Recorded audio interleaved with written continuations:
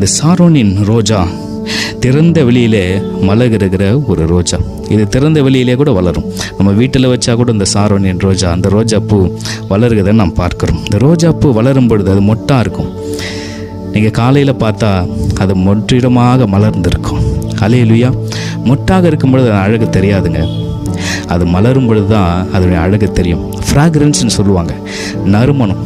எத்தனை பேர் ஆண்டவருக்காக நறுமணம் வீசுகிற நற்கந்தங்களாக இருக்கின்றீங்க?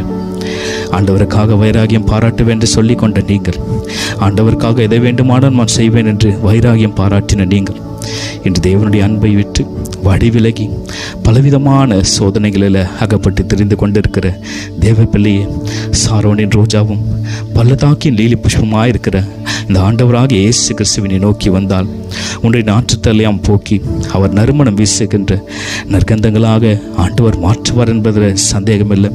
உன் பாவ அழுக்கை முழுதுமாக ஆண்டவர் நீக்கி உன்னை சுத்திகரிக்கவே அவர் தன்னைத்தானே ஒப்பு கொடுத்தார். சிலுவையிலே தன்னைத்தானே ஒப்பு கொடுத்தார் என்று பார்க்கிறோம். தேவன் சாத்தானை ஜெயித்தார். அவர் அடிக்கப்பட்டதினால, நொறுக்கப்பட்டதினால அவர் சாத்தானை ஜெயிக்க முடிந்தது. பிரியமானவர்களே, உனக்காக எதையும் செய்வேன் என்று மனுஷன் சொல்லலாம், ஆனால் அவனால் அதை செய்ய முடியாது. ஒரு சூழ்நிலை வரும், உன்னை நம்பினவங்களாம் ஏமாத்திடுவாங்க. ஒரு சூழ்நிலை கட்டம் வரும், நீ யாரை நம்புறியோ அவங்க தான் உனக்கு விரோதமாக எழும்புவாங்க. சில சூழ்நிலைகள் வரும், அப்படிப்பட்ட சூழ்நிலைகளில் நான் அவங்களை நம்பினேனே, என்னை ஏமாற்றி விட்டார்களே என்று கதறுகிற நிலைமை வரும்.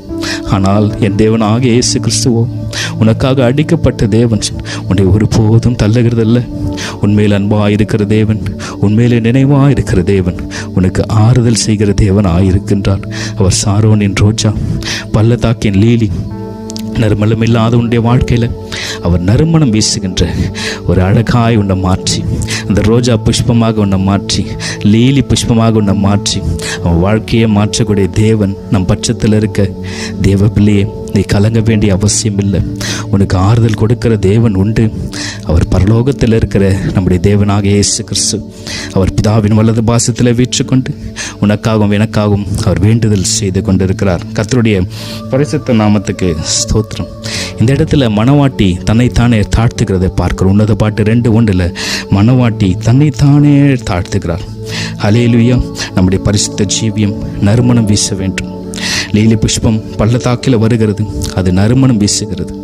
நீங்களும் கூட எந்தப்பட்ட சூழ்நிலை இருந்தாலும் சரி, எப்படிப்பட்ட நிலைமையில் இருந்தாலும் சரி, உன் வாழ்க்கை தேவனுக்கு நேராக திருப்பப்பட வேண்டும். உன்னுடைய வாழ்க்கை தேவனை சார்ந்திருக்க வேண்டும். அப்பொழுது தான் நீ நறுமணம் வீச முடியும். நீ நறுமணம் வீசினா தான் உன் குடும்பத்தில் இருக்கிறவங்க அப்படி